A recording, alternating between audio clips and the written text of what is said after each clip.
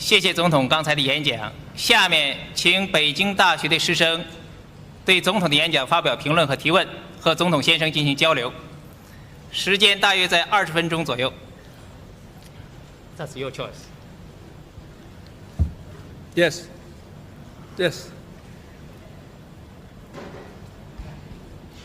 总统先生你好，我是北京大学艺术学系3年级的学生，很高兴我成为了今天第一个向您提问的北大学生。就像您刚刚演讲中所说的那样，中美人民应该携手起来，共同前进。而且这中间的最主要的环节，就像您刚刚说的一样，就是我们要互相交流了解。在我看来，自从中国的改革开放以来，中国人民对于美国的文化、历史、人物有了很多的了解。从克林顿总统您来说，从克林顿您总统自己来说，我们已经知道了很多关于您自己的事情。从华盛顿总统、林肯总统，还有独立战争、南北战争，从可口可乐、微软，一直到刚刚在我们面前沉没的 Titanic。但是，美国人民对于中国人民的了解，我觉得却似乎并不是那么多。可能他们仅仅是从几部反映中国农村和文革的影片来看待中国，但那并不是现在真正的中国。我想请问您，就是您作为10年来第一个访问中国的美国总统，您将采取什么措施来促进两国人民真正的相互了解、相互尊重？谢谢。Well, first of all, I think that's a very good point.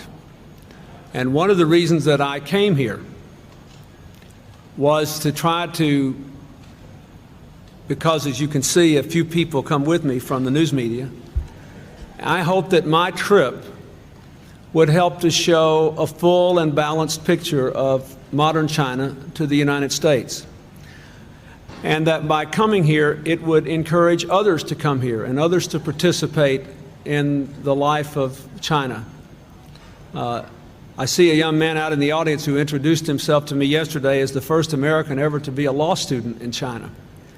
So I hope we will have many more Americans coming here to study, many more Americans coming here to be tourists, many more Americans coming here to do business. The First Lady this morning and the Secretary of State had a meeting on a legal project. We are doing a lot of projects together with the Chinese to help promote the rule of law. That should bring a lot more people here. I think there is no easy answer to your question. It's something we have to work at. We just need more people involved in more kinds of contacts. And I think the more we can do that, the better. Is there another question from Chetty? Yes. Anybody here? I'll just try to get them all. Go ahead. Why don't both of you just pass the microphone down? We have the gentleman in the tie, and then the gentleman in the yellow shirt, and the gentleman in the T-shirt. Go ahead. 总统先生，我是力学与工程科学系97级的本科生。总统先生你好，我作为一名中国人，我很关心祖国的统一问题。在台湾问题上，自1972年尼克松总统访华以来，已经取得了很大的进展。但是我们仍然失望地看到，美国人不断地向台湾出售先进的武器，美国人不断地派军舰进入了台湾海峡。更令我们气愤的是，美国和日本又签订了新安保条约。对此，据日本某些高级官员表示了，他们居然把他们法律范围包括了我们的台湾省。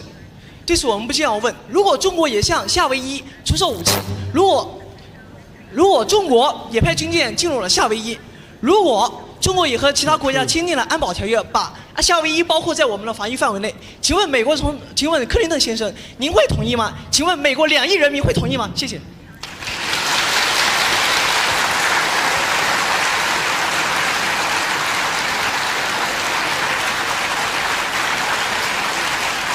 Well,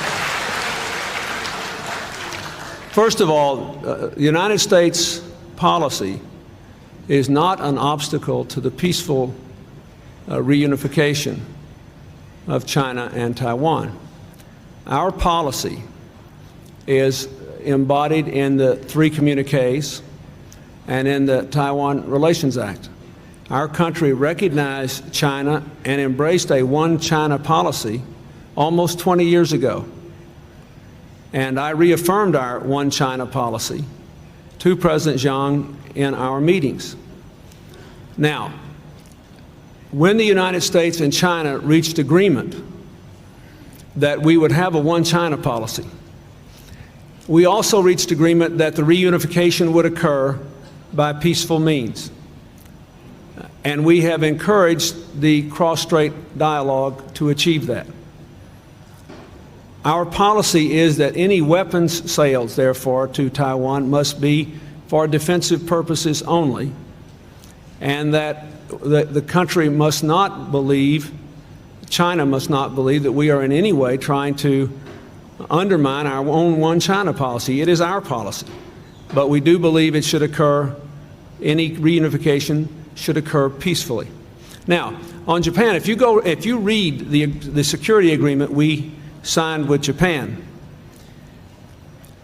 I think it will be clear from its terms that the agreement is not directed against any country, but rather in support of stability in Asia. We have forces in South Korea that are designed to deter a resumption of the Korean War across the dividing line between the two Koreas. Our forces in Japan are largely designed to help us to promote stability anywhere in the Asia-Pacific region on short notice. But I believe that it is not fair to say that either Japan or the United States have a security relationship that is designed to contain China. Indeed, what both countries want is a security partnership with China for the 21st century. Just as, for example, you mentioned NATO. We have expanded NATO in Europe, but we also have made a treaty, an agreement between NATO and Russia to prove that we are not against Russia anymore. And the most important thing NATO has done in the last 5 years is to work side by side with Russia to end the war in Bosnia. And I predict to you that what you see us doing with China now, working together to try to limit the tension from the Indian and the Pakistani nuclear tests, you will see more and more and more of that in the future. And I think you will see a lot of security cooperation in that area. And we can't see the agreements of today through the mirror of yesterday's conflicts. Yes, the gentleman in the T-shirt there.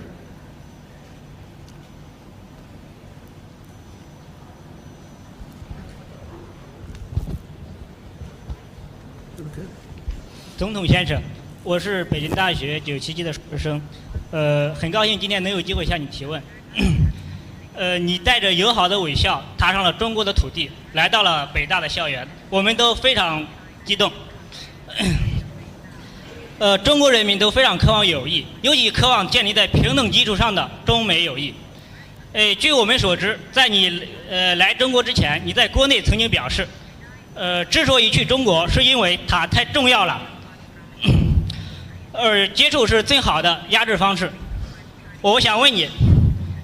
你这句话是为了使这次访华成行而向反对派做出的承诺呢，还是此刻站在讲台上的你微笑的背后还藏着真正的带有压制的初衷呢？请总统先生正面回答我的问题。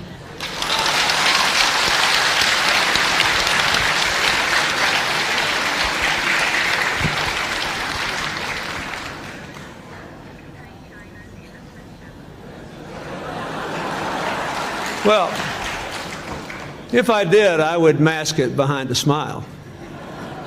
But I don't. That is, my words mean exactly what they say. We have to make a decision. All of us do, but especially the people who live in large nations with great influence must decide how to define their greatness. When the Soviet Union went away, Russia had to decide how to define its greatness. Would they attempt to develop the human capacity of the Russian people? and work in partnership with their neighbors for a greater future? Or would they remember the bad things that happened to them in the past 200 years and think the only way they could be great would be to dominate their neighbors militarily? They chose a forward course. The world's a better place. The same thing is true with China. You will have to decide, both in terms of your policies within your country and beyond, what does it mean that China will be a great power in the 21st century? Does it mean that you will have enormous economic success? Does it mean you will have enormous cultural influence? Does it mean that you will be able to play a large role in solving the problems of the world? Or does it mean you will be able to dominate your neighbors in some form or fashion, whether they like it or not? This is a decision that every great country has to make. You ask me, do I really want to contain China? The answer is no. If you look at the American people have always had a very warm feeling toward China that has been interrupted from time to time when we have had problems. But if you go back through the history of our country, there's always been a feeling on the part of our people that we ought to be close to the Chinese people. And I believe that it would be far better for the people of the United States to have a partnership on equal, respectful terms with China in the 21st century than to have to spend enormous amounts of time and money trying to contain China because we disagree with what's going on beyond our borders. I think it would, so I do not want that. I want a partnership. I'm not hiding another design behind a smile. It's what I really believe. I believe it's not because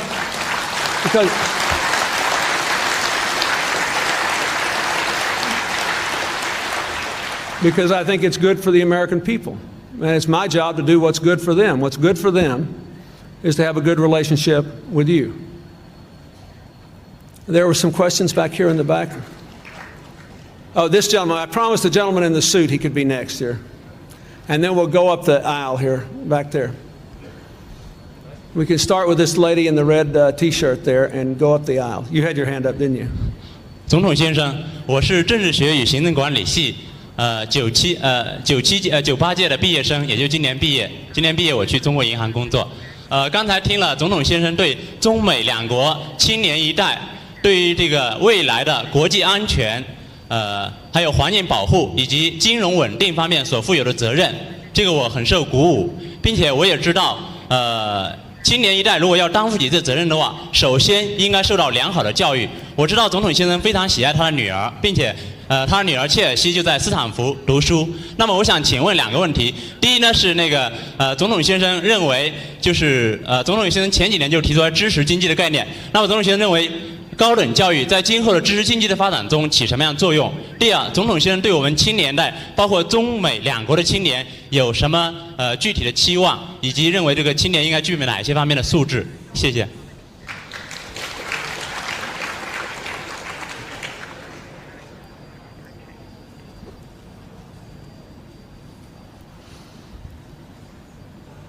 Let me answer the knowledge economy question first. And let me answer by telling you what I have tried to do in the United States. I have tried to create a situation in America in which the doors of universities and colleges are open to every young person who has sufficient academic achievement to get in, that there are no financial burdens of any kind. And we have not completely achieved it, but we have made a great deal of progress. Now, why would I do that?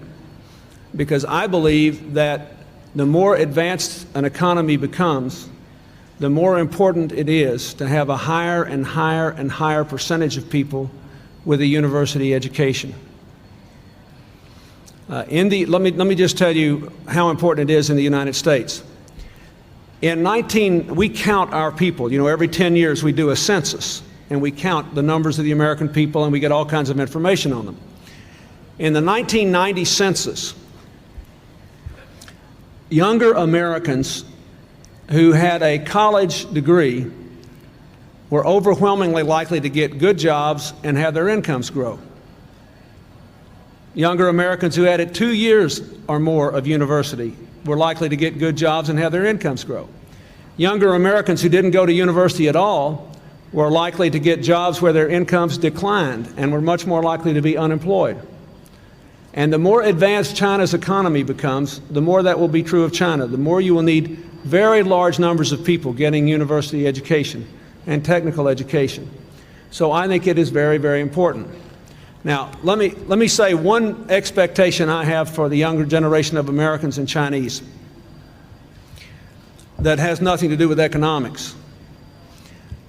One of the biggest threats to your future is a world which is dominated not by modern problems, but by ancient hatreds.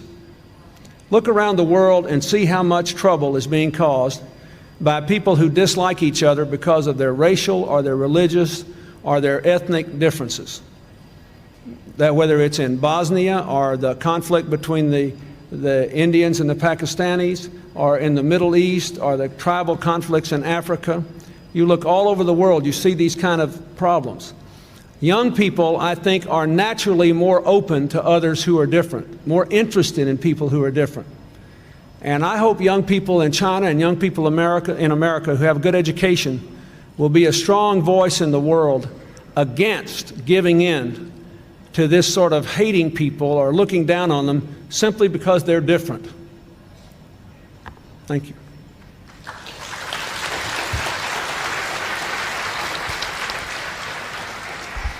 总统先生，关于民主、自由和人权的问题是中美两国人民都很关注的问题。但是坦率地说，在这方面咱们两个国家有不少分歧。您刚才在您的演讲中对美国的建设民主自由的历史做了一个比较自豪的回顾，而且对中国人民也发表了一些比较建设性的意见。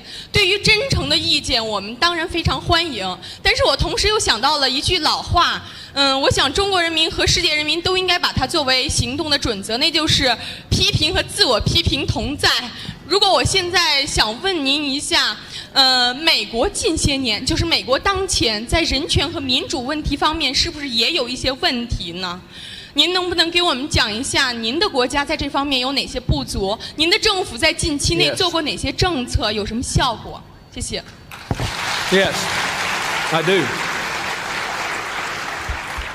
I do, and first of all, let me say, I never raise this question overseas in any country, not just China, without acknowledging first that our country has had terrible problems in this area. Keep in mind, slavery was legal in America for many years, and that we are still not perfect. I always say that because I don't think it's right for any person to claim that he or she lives in a perfect country. We're all struggling toward ideals to live a better life. So I agree with the general point you made. Now, I will give you two examples. We still have some instances of discrimination in America in housing or employment or other areas based on race. And we have a system set up to deal with it, but we have not totally eliminated it. And in the last year, I have been engaging the American people in a conversation on this subject. And we have tried to identify the things that government should do, the things that the American people should do either through the local government or through other organizations, and the attitudes that should change the minds and hearts of the American people. So that's one example. Now let me give you another example. When I ran for president in 1992, I was in a hotel in New York City, and an American immigrant from Greece came up to me, and he said, "My son is 10 years old, and he studies the election in the schools, and he says I should vote for you. But he said, if I vote for you, I want you to make my son free, because my son is not really free." So I asked this man, what do you mean? And he said, well, the crime is so high in my neighborhood, there are so many guns and gangs, that my son does not feel that I can't let him walk to school by himself or go across the street to play in the park. So if I vote for you, I want you to make my son free. I think that's important because, you see, in America, we tend to view freedom as the freedom from government abuse or from government control. That is our heritage. Our founders came here to escape the monarchy in England. But sometimes freedom requires affirmative steps by government to give everyone an equal opportunity to have an education and make a decent living and to preserve a lawful environment.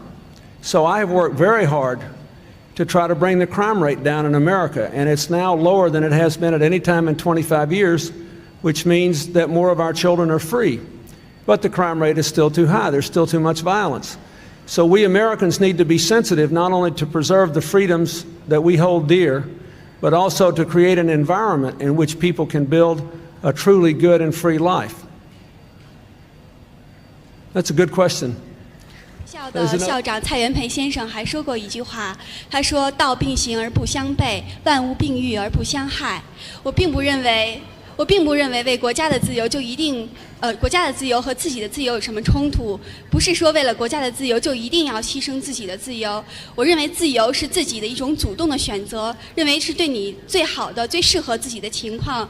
像中国现在繁荣的发展，正是我国人民自由的选择，主动的贡献他们力量的结果。我想自由定义应该是为了真理和正义，还有选择那些最适合自己的情况的一种路。不知道您是否同意我的观点？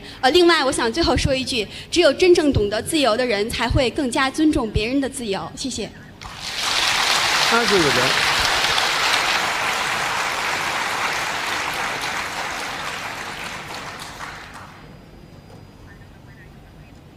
No, I do agree with that. I agree, first of all, if you believe in freedom, you have to respect the freedom of others to make another choice.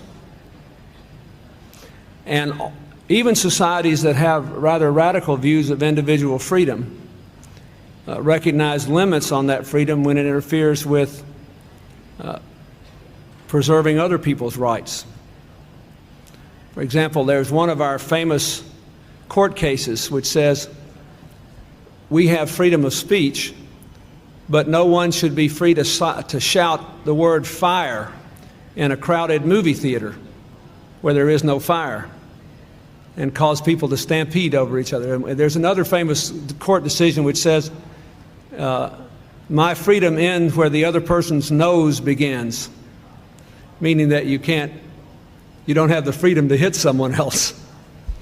So I agree with that. People have the freedom to choose, and you have to respect other people's freedoms, and they have the right to make decisions that are different from yours. And there will never be a time when our systems and our cultures and our choices will be completely identical. That's one of the things that makes life interesting. Want to take one more? Last.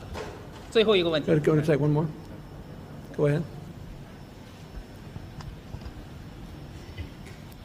总统先生，我想向你提两个问题。第一个问题是，美国经济持续80多个月以来，一直都是非常高速的在增长。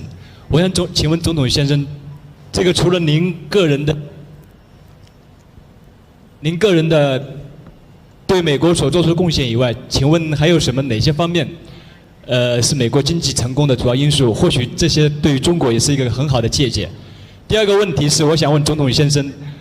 当去年中国主席江泽民在哈佛大学访问的时候，在外面有很多的学生在游行。那么我想请问总统先生，如果今天您到北大来，外面也有中国北大的学生在外面游行的话，请问您有何感想？谢谢。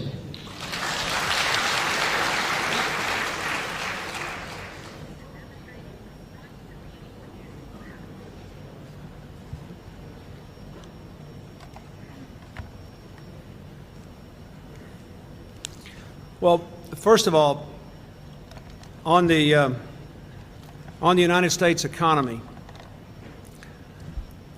I believe that the principal role of government policy since I've been president was to, first of all, get our big government deficit. We had a huge annual deficit in spending.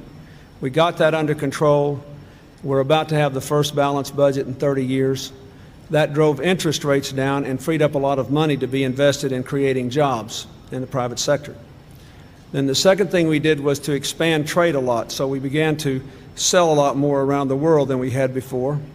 And the third thing we did was to attempt to invest more in our people, in research, development, technology, and education.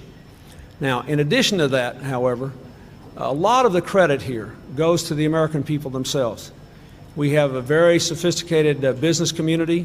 They were investing money in new technologies and in new markets and in training people. We have an environment where it's quite easy for people to start a business, and perhaps this is the area that might be most helpful to China. I know that my wife has done a lot of work around the world in villages, trying to get credit to villagers so they could borrow money to start their own businesses, to try to take advantage of some skill they have. And we have seen this system work even in the poorest places in Africa and Latin America, where opportunity takes off. So we have tried to make it easy in America for people to start a business, to expand a business, and to do business.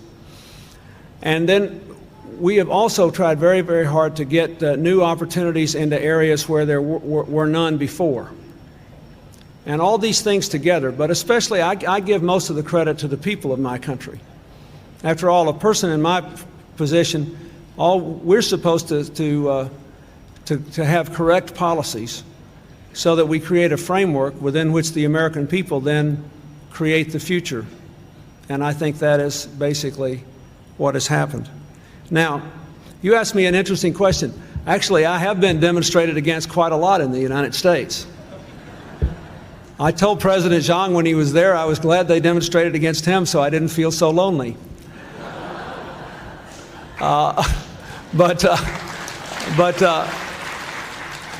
What I think is, I'll give you a serious answer. If there were a lot of people demonstrating against me outside, suppose they were demonstrating over the question that the first gentleman asked me.